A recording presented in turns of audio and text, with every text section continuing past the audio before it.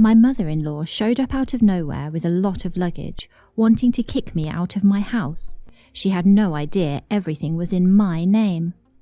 My husband allows his mum to make decisions when it comes to how we raise our kids, but every time I try to contact her, she ignores me. I'm in a very weird situation with my mother-in-law because I do not know what her problem with me is. I think that she doesn't think that I'm good enough to be her daughter-in-law, let alone have a conversation with her. I do not know much about her despite having seen her so many times in the 5 years that I've been married to my husband, but I do know that she was not a fan of the fact that we had a child before we got married, and that child is now 7 years old. My sister-in-law was kind enough to explain that she's very old-fashioned, and that's also why she has a hard time getting along with her mother. Needless to say, my mother-in-law is a bit of a diva. She's the matriarch of the family, and everyone seems to just jump when she tells them to. I find it hard following instructions from someone who I'm not related to, and who will not even acknowledge me just once.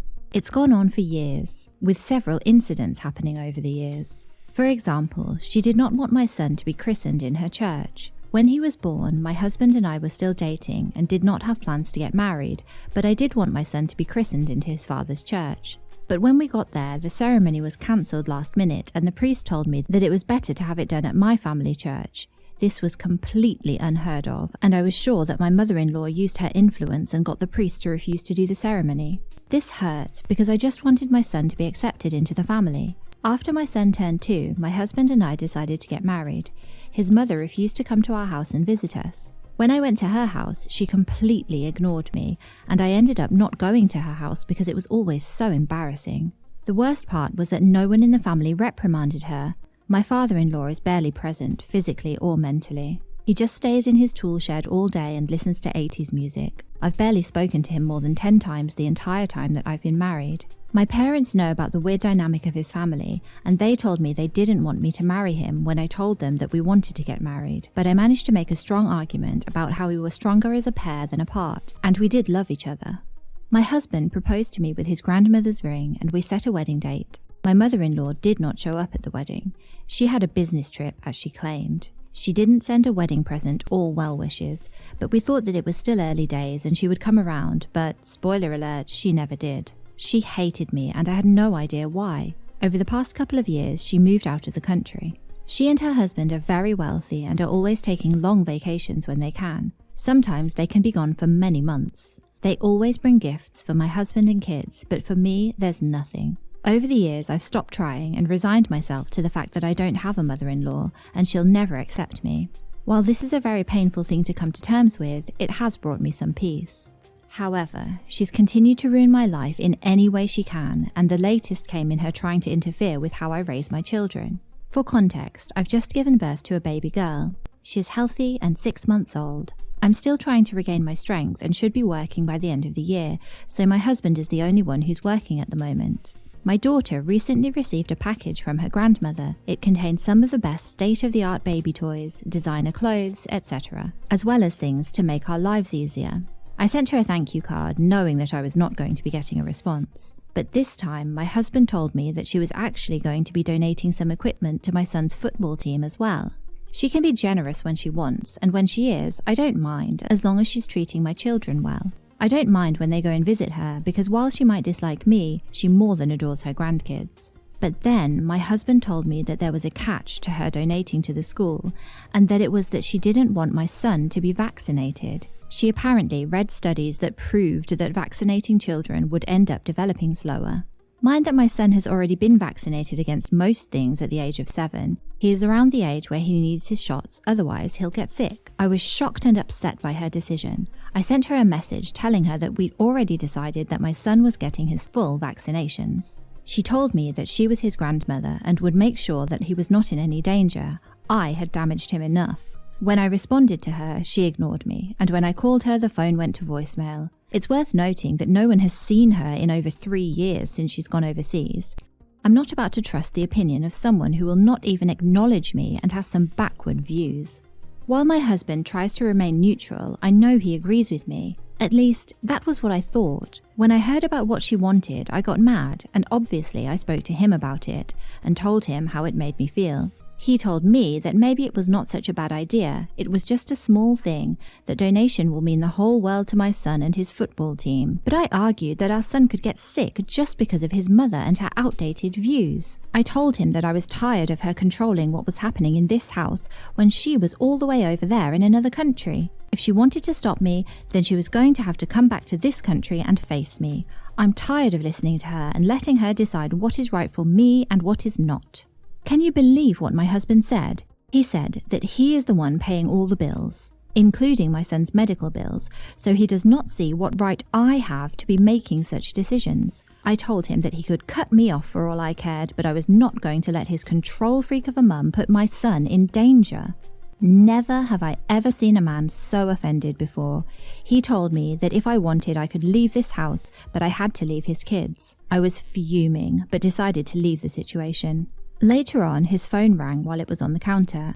I called him, but he didn't answer because he was still sulking like a baby. So I did what I thought was best and answered the call, which was coming from his mum. The first thing she did was ask if that useless woman, assuming she meant me, had finally learned her place. I couldn't control myself and unleashed verbal diarrhea on her. She hung up on me while I was still talking. After giving her a piece of my mind, I felt good. But do you know who did not feel good and is mad at me now? My husband. Because his mum pulled the funding and now the coach and the kids are disappointed. My son found out and he's blaming me for his teammates being mad at him. Did I go too far? And how can I fix this? Because the last thing I want is for my son to hate me. Update. I managed to fix it. My mother-in-law was obviously happy about the way she'd made me out into a villain. The past week has been hell. Mothers of children who are on the same team as my son have been harassing me and calling me selfish. These are the same mothers who have been very focused on their kids' health and giving them their immunization. These are people that I asked for advice when I was deciding that he needed to get vaccinated, but now they've turned on me and it feels terrible. My husband will not even talk to me. This is the longest that we've ever gone without talking and it's killing me if I must be honest. I just wanted to do what's best for my son's health. Is doing the right thing really such a terrible thing? I've talked to his sister about this. She's the only member of his family that I trust who's not turned on me when his mother has made my life hell. She told me that he was very upset about the way I talked to his mother and found that it was disrespectful. She told me that one thing his mother has hated about me was apparently how I was so vulgar and disrespectful. She kept on telling him that he made a mistake marrying me, so he should marry someone else who doesn't embarrass him like I do. For a moment, those words stung, but what angered me was how she had managed to turn my family against me. I decided that I was done letting her win, and I made a call. I've been working in publishing, marketing, and even PR for many years, so I know people. I have people that I've done massive favors for who still owe me to this day. I called in one of those favors and got a sponsorship that was far greater than the one that my mother-in-law had been offering. The person who offered to sponsor the team was much more influential and popular among the youth than she was. When I went to the school in order to facilitate the negotiations and get everything done, I was damn proud of myself. Once news spread about what I'd done, suddenly I was no longer the pariah. My husband started speaking to me again, but he did not apologize. I won't make him apologize, mainly because I know that when it comes to his mum, it's always a losing game. It's just a pity that I'm the one who's always there for him, and she's never there. I hope one day he sees who's really on his side. Update. We're in crisis and need her help, but she's nowhere to be found.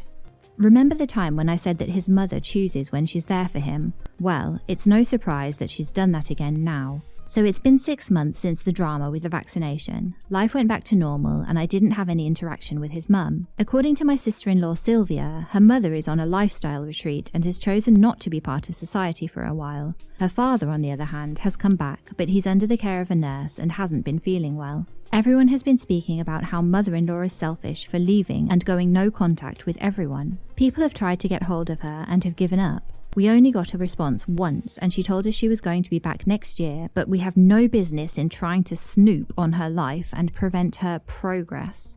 My theory is that she was so embarrassed after I outsmarted her and got the sponsorship that she decided to hide. But her hiding has only harmed the family and not helped it. Several things have happened in the family which has brought emotional strain on my husband. I can tell that he needs her, but she just cannot be bothered, which makes me very angry. His father has gotten sick and is bedridden most of the time. I've had to start working, so that means he has to take on more tasks of driving the kids everywhere and helping with his father's health. Sylvia could help, but she's dealing with her own tragedy, and her situation is what hurts me the most and makes me hate her mum for just leaving like that. Sylvia lost her baby when she was giving birth. The child was stillborn. Shortly after this, her marriage began to crumble and her husband left. They're not divorced, but they're separated, and it's quite well known that he wants to leave her and he blames her. I've tried to help as much as I can, but she says that she just needs her mum to know that her granddaughter is no more. I don't know what is wrong with this woman and her ill treatment of her family who love her very much, but now she's gone too far and I can see that the family is turning their back on her. In her absence, I've taken over most duties and I'm slowly taking over her place. She must be careful that when she comes back, everyone will have decided that they're tired of her and her selfish nature and they respect me instead. Update, a year later. Guess who showed up at my doorstep with a lot of bags and nowhere to go because she blew all her money? She had a very crazy story to tell me, as if I care and it's a valid reason for her missing out on her husband's funeral. My father-in-law passed away several months ago, and while we sent messages to her telling her what had happened, she opened them and didn't respond.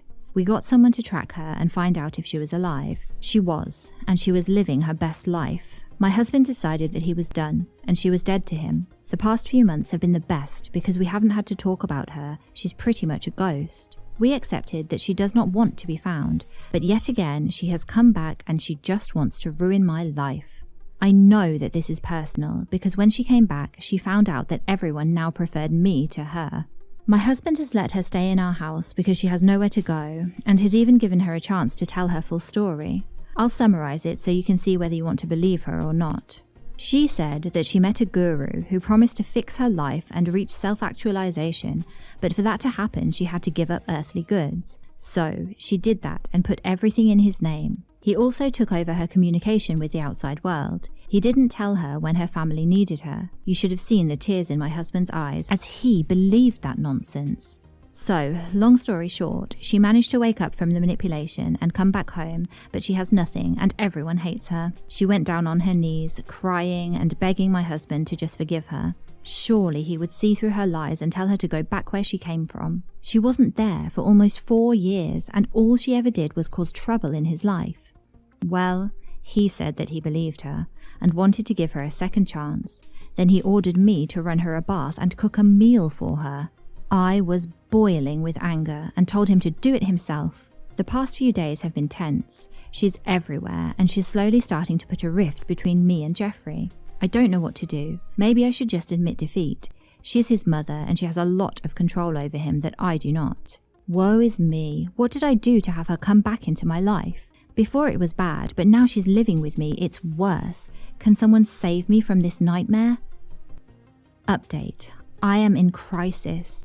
The problems that I had the last week are nothing compared to what is happening right now. I wish I'd seen this coming, but I was too focused on my mother-in-law, as well as her attempts to discredit me. She slowly worked through the family and made them believe that she had really been scammed and had no idea about all that's been happening.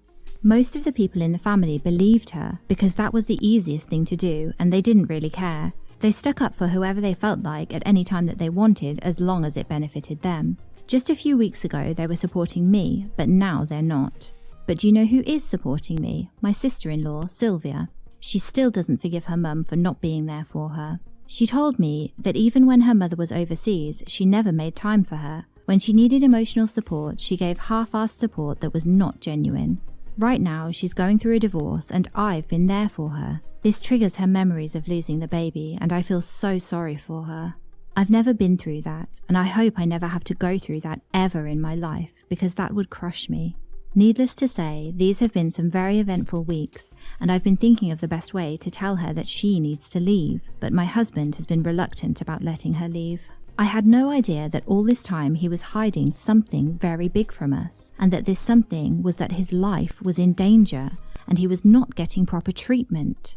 I found out about his lies when the doctors called me and told me that he'd collapsed and that he'd been having symptoms for a couple of months now, but they'd not been able to properly diagnose him. He'd also been skipping appointments. He was asleep when I found out about this, and they did tell me not to emotionally strain him, so I did not get to ask him why he'd been downplaying his health status like that. Some family members have been to the house throughout the day, and they've been so helpful with their prayers and well wishes. My mother-in-law is going to spend the night at the hospital while I take care of the kids and go visit him tomorrow. I still have to work, and I do not have many leave days because of the time I was on maternity leave. I'm so stressed and I'm so scared. I can't believe that all this was happening to him and he didn't say anything. I wish that I'd paid attention to his symptoms and he'd prevented this. We're waiting to hear what our options are. Update. I cannot believe the nerve of this woman. My husband worsened in the middle of the night, suffering from a brain hemorrhage. My mother-in-law called me and told me that I had to make an urgent decision because they needed to go into surgery fast, and so I consented to it even though I didn't know the risks. When I got there, I was told that surgery had been halted. It took me less than 20 minutes to get there because it was 5 in the morning and it appeared that everyone thought it would be a good idea to travel. But when I got there, I was told that my mother-in-law wanted to contest the surgery. I asked why, since my husband and her son were clearly dying and needed surgery to save his life. She told me that there was a chance that he would die or never be the same again. I shouted at her for being so stupid and informed her that I was next of kin and would sue her if she got in the way. Then I told the doctors to go ahead. I was so forceful that this time she didn't even reply. She just sat in the corner quietly. Imagine if I'd gotten there later and she'd managed to get them not to do the surgery. Then she would have let him brave it out and die instead of trying to save his life. I've been waiting in the emergency room for the past couple of hours and I can't seem to get any sleep. I got Sylvia to take the kids to school. I've not heard anything yet, but I think that the surgery will be a success. But even then, we still have to think about his brain tumour and how it's going to affect him in the long run. He's too young for this and he's just lost his father. I don't get why he has to go through this when he's always been a good person. Then there's his mother who doesn't seem to give a damn about him and all she cares about is money. She must give me one reason, just one reason why I shouldn't kick her out and I will not hesitate. She thinks that I'm her friend, but I'm not. She has to leave. I'll allow my son to recover and then I will tell him that I don't trust her around my family. I wish she just stayed wherever she was overseas instead of moving back here. I don't know what her motive is, but if these past 24 hours have taught me anything, it's to focus on the problems I have now and think about the rest tomorrow. Update, 2 weeks later. I have good news and I have bad news. My husband has just gotten discharged. The surgery went well and there were no further complications. He'll need some bed rest and might have a problem with walking and speech for a while, but they're sure that he'll make a full recovery. They've also determined that they were able to remove most of the malignant tumours that they found and that the rest of them were benign. He's been home for a while now, and I've been caring for him 24/7. I appreciate all the little moments a little bit more now that I nearly lost him, and I wish for his speedy recovery. I've been so focused on him that I didn't observe my mother-in-law and what she was planning to do until she struck when I was least expecting. Our house is an old family house that my husband was given to by his family. It used to belong to his grandparents, and according to my mother-in-law, it's hers, and she's given me and my kids a week to find another place to live. She says that her son can stay for as long as possible, but she doesn't want me to stay in the same house as her anymore. She has used what happened to accuse me of not being a good wife to my husband. By the way, he knows nothing about this drama that's happening between myself and his mother, and I would like it if it stays that way. If he finds out, I'm afraid that his condition will worsen. She basically just came to me when I was in the kitchen and told me that she'd given me many chances to prove myself to be a worthy daughter-in-law over the years, but I had fallen flat, and worst of all, challenged her. She never thought of kicking us out of her house, which she had gifted to her son and whose title deeds were in her name. But then she heard me speaking to someone on the phone about how I wanted to kick her out, and she thought that I was being too smart for my own good. So, she wants me out of the house. She's told the family that I plotted to let her son die in surgery when she's the one who did. Because of that, the whole family suspects me and feels that if I leave, it would be justified. I do not want to lie. I have nowhere to go because my family lives far. If I were to move, it would be difficult to change jobs and take my husband with, considering his condition. But I've seen the title deeds, which state that it is her house, and as a homeowner, she's allowed to kick me out and let whoever she wants to stay. but I cannot bear the thought of letting my husband stay with her because I don't trust her. I know there's nothing any of you can do to help me, but I would really like some positive affirmations. Wish me luck as I think of what to do. Update. My sister-in-law and my mother-in-law had a very bad fight. The only person in the family who believes that I'm innocent is my sister-in-law, Sylvia.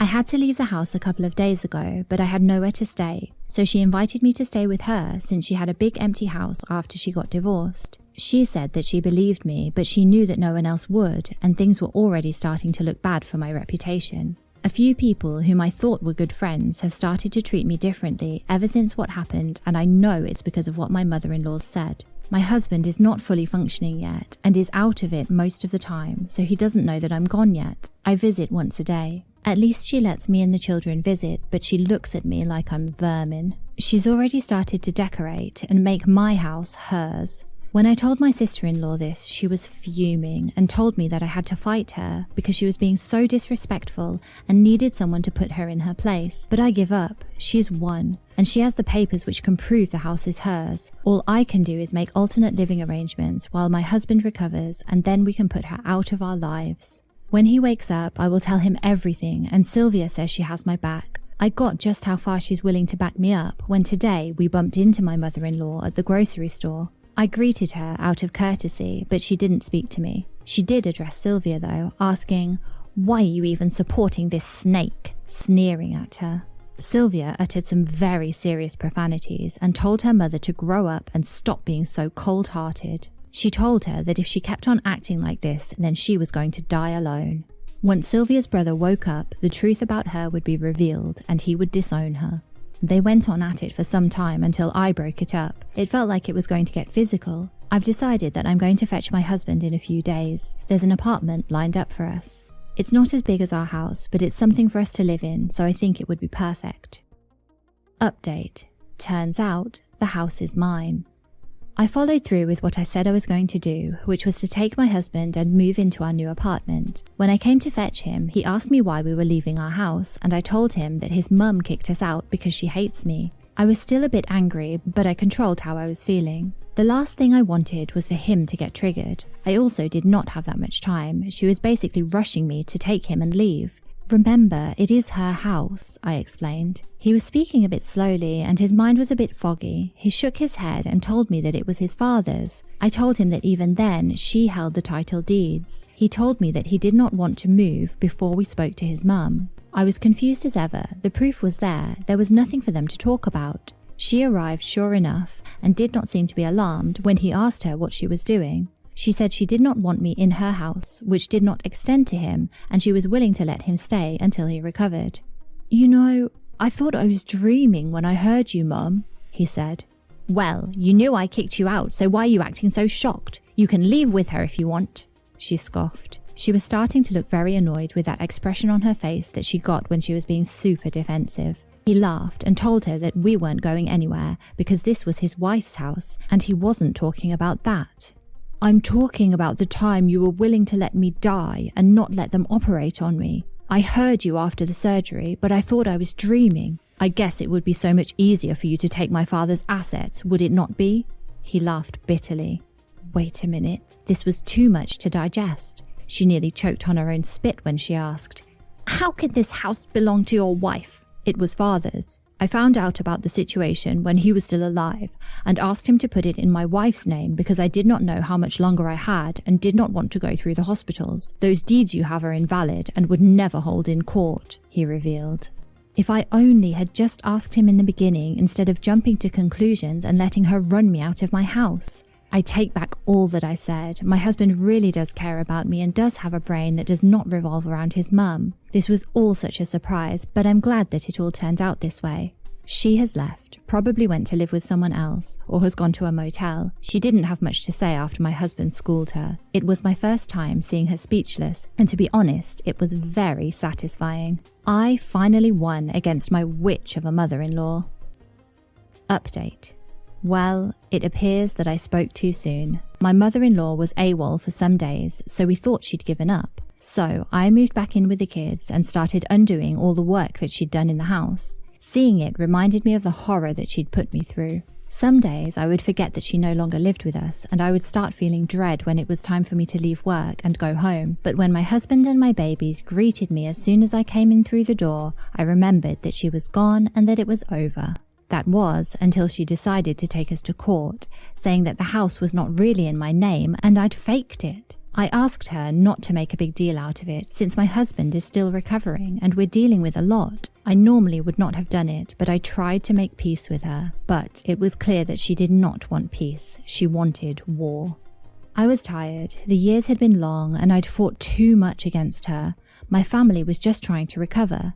But it appeared that someone out there was looking out for me, because the case was thrown out on the very first day. She had no evidence that was sufficient for her to evict us from the house. She was very angry when she was told to leave us alone, but also looked very defeated. I've not seen her since then, and would be very happy to never have to set eyes on her. My husband and I have blocked her everywhere as well. Final update. She's left the country for good. She had a farewell party and she sent us invitations. A lot of people didn't attend the party. She doesn't have anyone who still cares about her in this town, and I think it's a great idea for her to leave and never come back. Sylvia told her that she would end up alone one day if she kept up with her schemes, but she chose not to listen, and this was the result. My husband has now fully recovered and has gone back to work. Recent scans have shown that the tumour is not spreading. He will have another operation within a few months, but the doctors feel positive about it. After he's recovered from the upcoming surgery, we're going on a family holiday with Sylvia and the kids. We've been through a lot, and we feel that a holiday would definitely help us to refresh. Other than that, life has been drama-free. We're all doing well, and we're slowly forgetting about my mother-in-law. I never thought the day would come when she was not looming over me and making my life hell, but it finally did. So, what do you think of that one, guys? Would you have done the same in OP's situation? It must have been really difficult living with a mother-in-law like that, especially when she's so manipulative, turning the whole family against her. It sounds like OP and her husband and kids and sister-in-law are all happier now, but I wonder what the mother-in-law is feeling. What do you reckon? Let me know in the comments below. Thanks for watching and see you next time.